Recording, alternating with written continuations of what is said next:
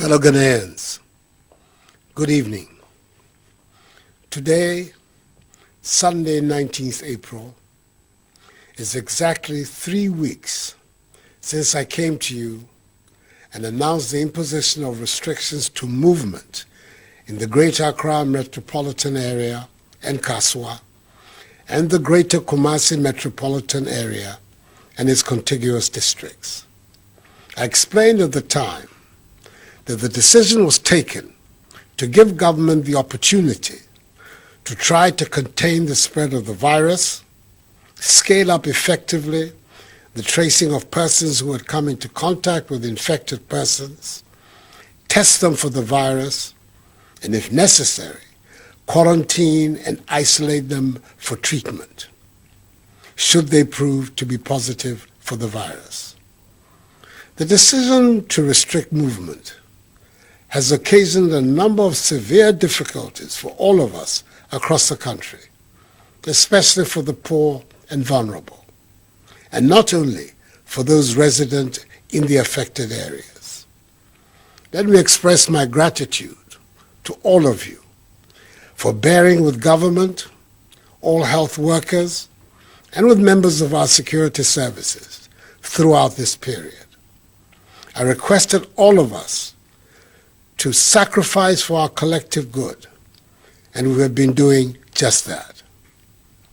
I thank all our healthcare workers, the men and women of our security services, and members of the media for the work they've been doing in helping to combat the spread of the virus.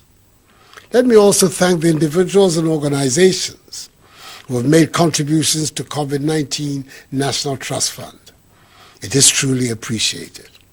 Fellow Ghanaians, since the first 2 cases of infections were recorded on our shores, we have to date traced some 86,000 contacts, out of which we have test results of 68,591 contacts. There is thus a backlog of some 18,000 tests whose results are yet to be received. The overwhelming majority of these contacts have been established in the last 3 weeks of the partial lockdown in Accra and Kumasi. Out of this number, 1,042 persons, i.e. 1.5%, have been confirmed as positive, with 67,549, i.e. 98.5%, testing negative. 99 persons have recovered and have been discharged, and 930 persons who have been isolated are responding to treatment either in their homes or in treatment facilities. These 930 persons, after their treatment, will soon undergo the mandatory 2 tests to determine if they have also recovered from the virus or otherwise. The main reason our country has seen an increase in the number of confirmed cases over the last 3 weeks is because of the decision we took aggressively to trace and test contacts of infected persons. This has enabled us to identify and isolate infected persons, protect the population from further infections, and contain better the spread of the virus. Indeed, Ghana is the only other country in Africa to have conducted more than 60,000 tests, and we are ranked number 1 in Africa in administering of tests per million people. The decision to impose restrictions on movement was backed by the data at hand, and our next course of action again is backed by data and by science. Indeed, all that government is doing is intended to achieve 5 key objectives: limit and stop the importation of the virus, contain its spread, provide adequate care for the sick, limit the impact of the virus on social and economic life, and inspire the expansion of our domestic capability and deepen our self-reliance. It is important to state at the very outset, the scientists at the University of Ghana have successfully sequenced genomes of the virus responsible for the COVID-19 pandemic. obtaining important information about the genetic composition of viral strains in 15 of the confirmed cases in Ghana. This is a significant milestone in Ghana's response to the pandemic, as it will strengthen surveillance for tracking mutations of the virus and in the tracing of the sources of community infections in people with no known contact with confirmed cases. The Ghanaian scientific community is to be warmly applauded for this advance and contribution to global knowledge. Their work makes us proud to be Ghanaians, and who knows, God may work through them to discover a vaccine. What a triumph that would be. Indeed, the recent genomic characterization of African coronaviruses by our own scientists illustrates the need to establish the enabling framework for sustaining vaccine manufacturing in Africa. We must advance African-led partnerships to drive scientific innovations for the control of viral diseases by vaccination.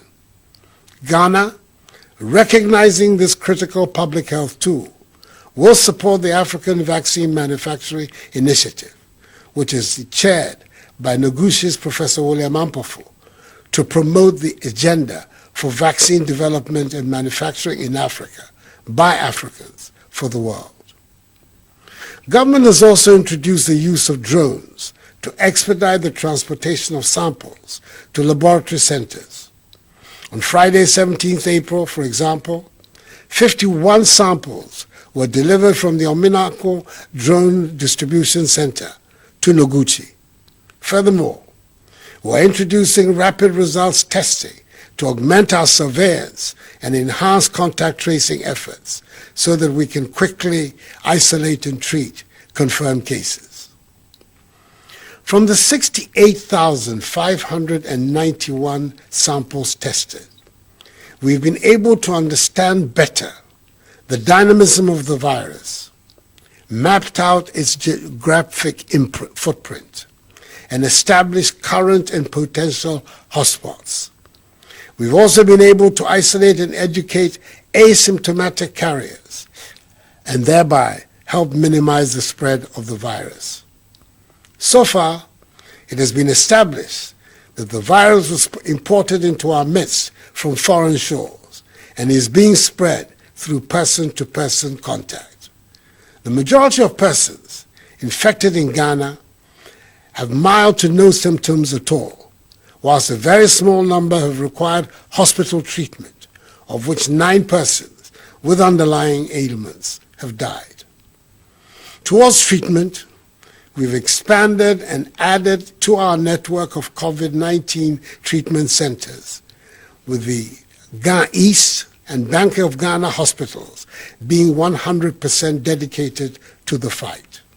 In addition, we have set aside separate COVID-19 treatment centers at the University of Ghana Medical School, Hospital, the Kolebu Teaching Hospital, Komfo-Anokye Teaching Hospital, KUMASI South Hospital, and in other designated regional and district hospitals. Last Friday, I was honored to do the virtual sod-cutting ceremony for the construction of a 100-bed infectious disease and isolation facility at the Ghana East Municipal Hospital, which is being funded through a public-private partnership under the leadership of the Ghana COVID-19 Private Sector Fund, with the assistance of the 48 engineer registered forces, will be completed in 6 weeks. Members of the Private Sector Fund have indeed acted like citizens and not spectators in these testing times for our country, and their patriotism is to be loudly praised. We have also scaled up the domestic production of personal protective equipment, and our health care facilities so far have taken delivery of 14,550 scrubs, 11,900 gowns, 19,980 head covers, 263,281 nose masks, 13,002 N95 nose masks, 41,117 varying sizes of sanitizers have also been produced locally and delivered to our health facilities. The enhancement of our capacity to test has been made possible by the dedication of the expanded teams at Noguchi Memorial Institute for Medical Research, the KUMASI Center for Collaborative Research, and the National Public Health Reference Laboratory. Further, we're making significant investments in the laboratories of the Veterinary Laboratory, ACCRA, the Center for Scientific and Industrial Research Laboratory in Accra, the Police Hospital, the 37 Military Hospital, the University of Health and Allied Sciences in Ho, the Veterinary Services Department in Sekondi Takoradi, the Public Health Laboratory in Tamale, the War Memorial Hospital in Navrongo, and the Cape Coast Teaching Hospital, so they can also use PCR technology. We are recalibrating 100 regional and district tuberculosis gene expert laboratories across the country to help ensure that we have a minimum situation of one testing center per region. Fellow Ghanaians, in view of our ability to undertake aggressive contact tracing of infected persons, the enhancement of our capacity to test, the expansion in the numbers of our treatment and isolation centers, our better understanding of the dynamism of the virus, the ramping up of our domestic capacity to produce our own personal protective equipment, sanitizers and medicine, the modest successes chalked in containing the spread of the virus in Accra and Kumasi, and the severe impact on the poor and vulnerable. I've taken the decision to lift the 3-week-old restriction on movements in the Greater Accra metropolitan area and Kaswa, and the Greater Kumasi metropolitan area and its contiguous districts, with effect from 1 a.m. on Monday, 20th April. In effect, tomorrow, we'll see the partial lockdown in Accra and Kumasi being lifted. I must make it clear at the outset that lifting these restrictions does not mean we're letting our guard down. All other measures are still firmly in place. For the avoidance of doubt, the earlier measures announced on Wednesday, 15th March, which have been extended, are still very much in force and have not been relaxed. I'm demanding even greater adherence to these measures. In here, I'm referring to the suspension of all public gatherings, including conferences, workshops, funerals, parties, nightclubs, drinking spots, beaches, festivals, political rallies, religious activities, and sporting events. All educational facilities, private and public, are to remain closed. Businesses and other workplaces can continue to operate, observing staff management and workplace protocols with a view to achieving social distancing and hygiene protocols. Operators of public transport, including our buses, trotros, and taxis, are to continue to run with a minimum number of passengers, as they have been doing for the last 3 weeks in maintaining social distancing. They must also continue to ensure the maintenance of enhanced hygienic conditions in all vehicles and terminals by providing, amongst others, hand sanitizers, running water, and soap for washing of hands. Domestic airlines are required to adhere to the same protocols.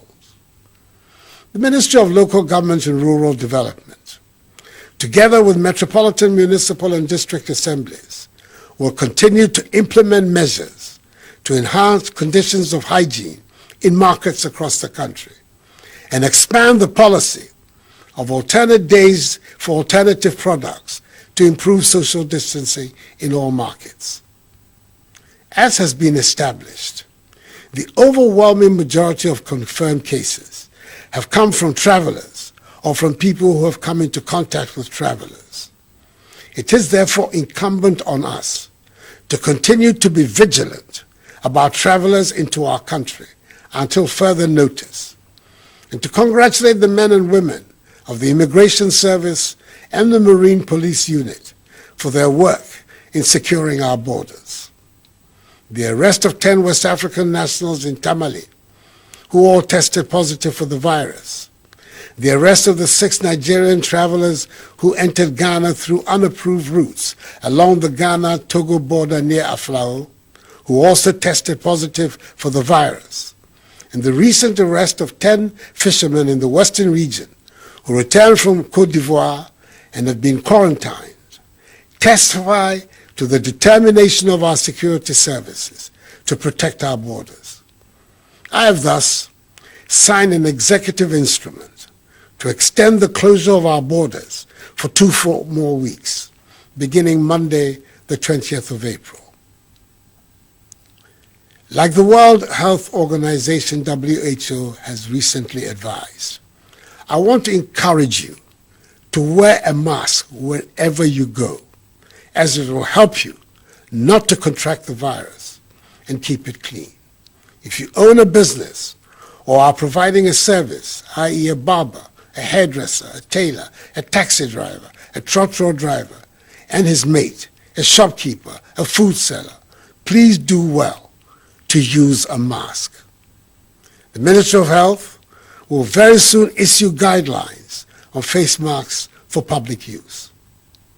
I entreat religious, traditional, community, and opinion leaders to partner with government in engaging, mobilizing, and enforcing adherence to social distancing and personal hygiene protocol practices in their respective communities. As difficult as it may be, I encourage all bereaved persons to conduct private burials of their loved ones, but ensure that the 25 personal limit is not breached. Indeed, some are burying their loved ones now in order to have the final funeral rites later. Are becoming full and will in themselves soon pose a public health hazard. So let us act quickly on this. As the day goes by, and as we continue to sustain a grip on the rapid spread of the virus, dramatic easing of these restrictions will be undertaken to bring life back to normalcy.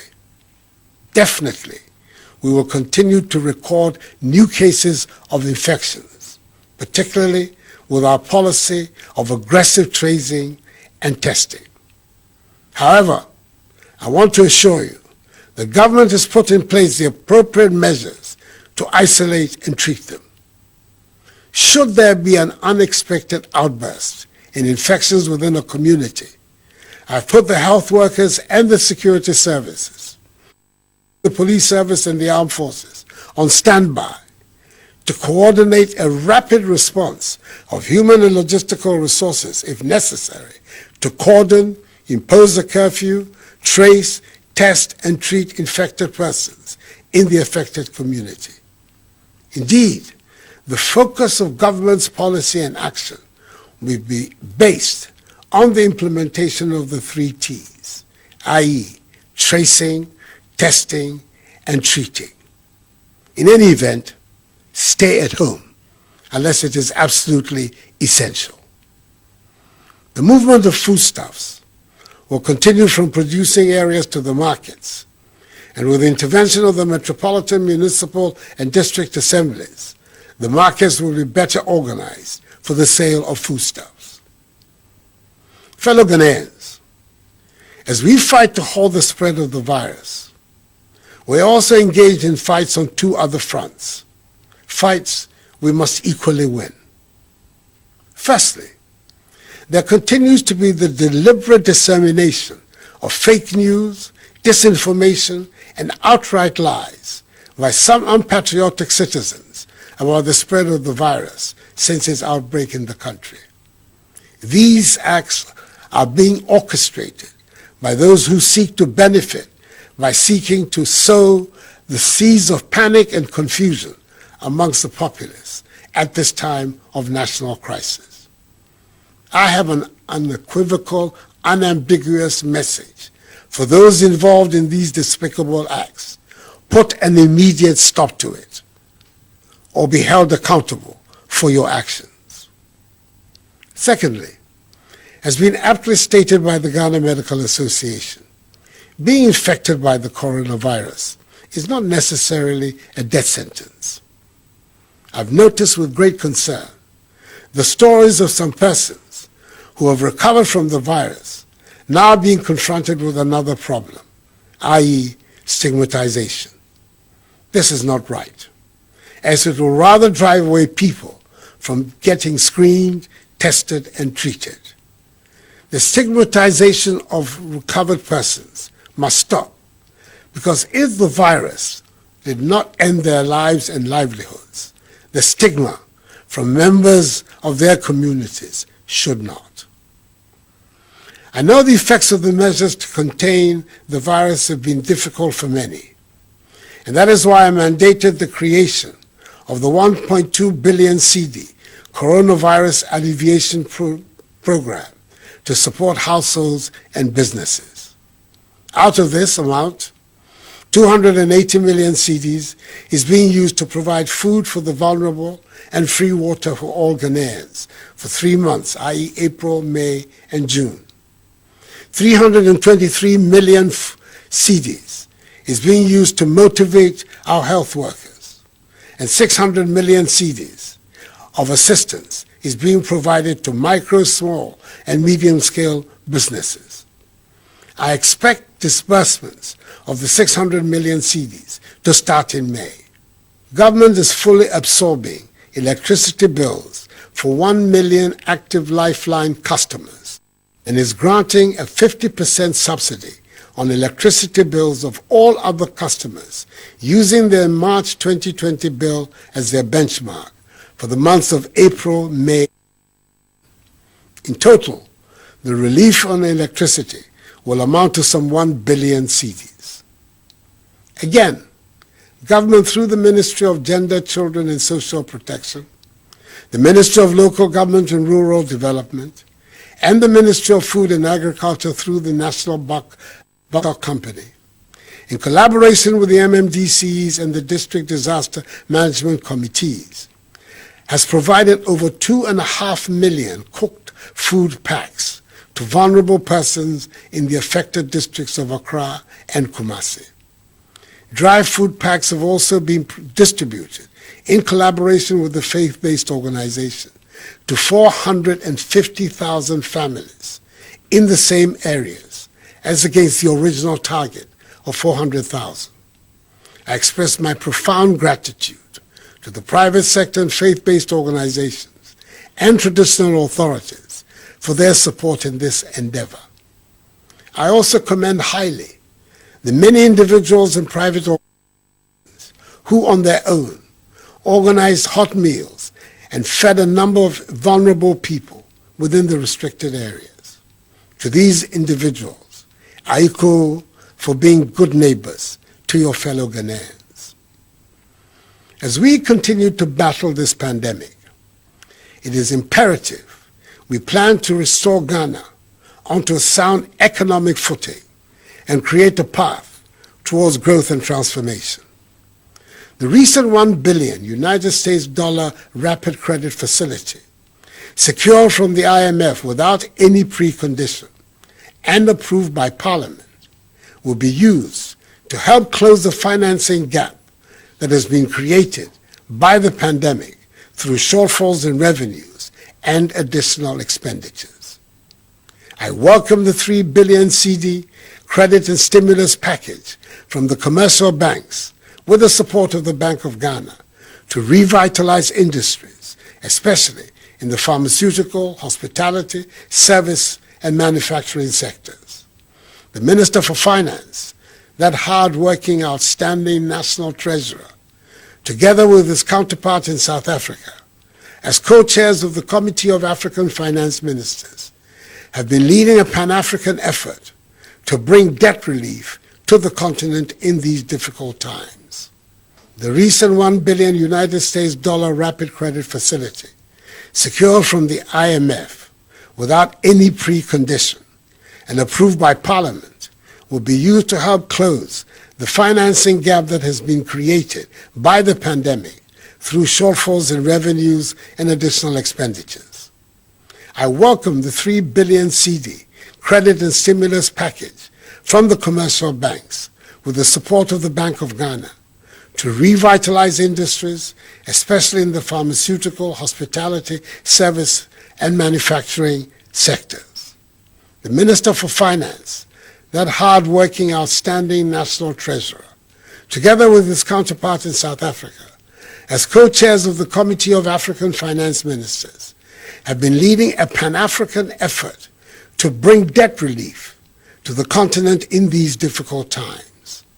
Last Friday, they achieved a 9-month debt standstill from the World Bank for all qualifying members of the International Development Association, IDA, starting from 1st May 2020, totaling some 44 billion United States dollars for the countries of Africa.